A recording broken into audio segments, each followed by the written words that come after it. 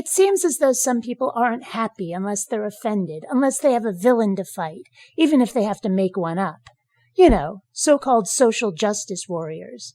Let me give you an example. You know how they're going to put Harriet Tubman on the $20 bill? Well, I was looking at the picture they chose, and my first thought was, wow, she looks grumpy. I've got nothing but respect for what she accomplished. She's amazing, but wow. Didn't they have any imagery where she doesn't look like a grouch? Talk about resting bitch face. And I'm clearly not the only person wondering. You go digging on Google image search and it pops up as a frequently searched term. Incidentally, no, I couldn't find any pictures of her in a good mood. I mentioned this on Facebook, saying that I have no problem with her being on the 20. In fact, I love the sentiment, but it'd be great if they could have found a picture that was more upbeat. I mean, if it's going to be on our money, then we're going to be looking at this imagery for a long time to come. It'd be great if we could find an example that was more picturesque. And oh boy, did some people lose their shit. They call me a hater, that I don't respect her accomplishments, even though I made it clear that I did, and I should go through what she did and then see how much I wanted to smile. They stopped short of shouting racism, but you could tell they were thinking it. But I'm wondering what they were picturing happened. The photographer shows up to take her picture, shouts, "Smile," and she goes, "Hey, fuck you, bitch. Do you know the shit that's happened to me? You don't tell me to smile, dickhead." I'm inclined to doubt it. And I'm not even saying she's ugly. I'd just like to see a picture of her where she doesn't look like she's about to go for my throat. Still, apparently you're not allowed to find or mention a little flaw in a historical figure. It'd be like if we discovered that Shakespeare picked his nose with wild, unabashed abandon and told someone about it. Next thing you know, you hate literature in the theater, you uncultured plebeian swine. How dare you? Another example. Apparently there's this obsession with something called the thigh gap, where your legs don't touch together up by your crotch. For some reason, this is a goal to strive for. Thing is, I don't really find it all that attractive. In fact, to me it looks mildly creepy. I couldn't tell you why, it just doesn't appeal. I find myself attracted to thighs that meet in the middle, which should be okay. But oh, don't ever mention that in public. All of a sudden people will land on top of you, ton of bricks style, shouting that all bodies are beautiful, you filthy hater. I never said I hated anybody like they were lesser people because of their thighs. I just have a preference. Are we no longer allowed to like a physical trait more than another now? Or do these people just need an enemy to fight? Also, if you do a little research, the thigh gap is next to impossible to obtain for many women simply because of the shape of their hips, and has led to radical diets, eating disorders, and even surgery in order to get it.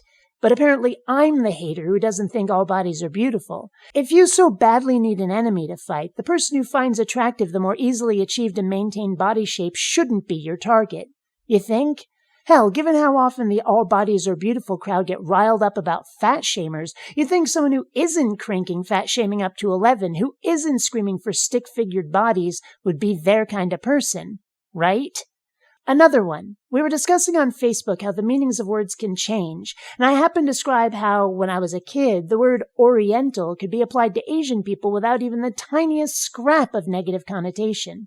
But then, one day, I happened to say it in that context and received horrified gasps of offended disgust, and was told in no uncertain terms that that word was offensive when applied to anything but inanimate objects.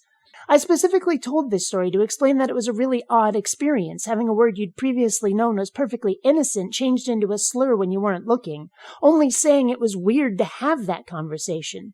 But oh, suddenly I'm a racist hater who probably also thinks Negro is perfectly innocent too, and rawr, rawr, how dare you? Nobody cared that, yeah, I say Asian now instead, because that's what's acceptable. Nobody cared that the origin of the word was never derogatory, unlike many of the slurs aimed at other races. That I grew up around people who taught me that Oriental was perfectly fine to call people was apparently the worst offense ever committed, and I was a racist for not having instinctively known how horrible it was. Like I said, some people need an enemy to fight, real or imagined. Side note, the word just means of the East, and doing a little research, it's primarily only considered offensive in the United States, and only became so because of wars the U.S. had fought in Asia, like Vietnam and Korea. It was used as a pejorative against the enemy then, but it didn't start that way. And even then, it wasn't universally considered offensive for quite some time after. If anything, it seems that declaring it offensive in all cases was done in that massive wave of zealous political correctness that swept the world back in the 90s and never really stopped. Like I said, people don't seem to be happy unless they have an enemy, a villain to fight, whether it's really necessary or not, whether harm is being done or not. They look rather like this. Can sheets! Get your can sheets! Right here! We got placards here! Placards here! We got them! Okay, we got placards here. We got placards for everybody. We brought our own. And honestly, I think people like that desperately need to chill out. There are fights that need to be fought, and some that seem to have been fought just for something to fight. And you're really not doing anybody any favors for fighting those battles. Knock it off.